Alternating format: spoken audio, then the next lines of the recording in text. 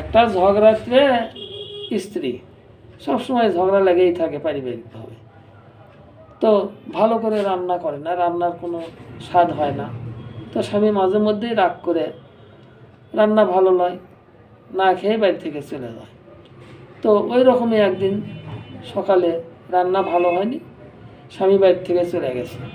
এখন বউ মোবাইলের মেসেজ করে লিখছে যে আমি রান্না করতে পারি, এটা আমার যোগ্যতা, আর তুমি খাইতে পারো না, এটা তোমার ব্যর্থতা।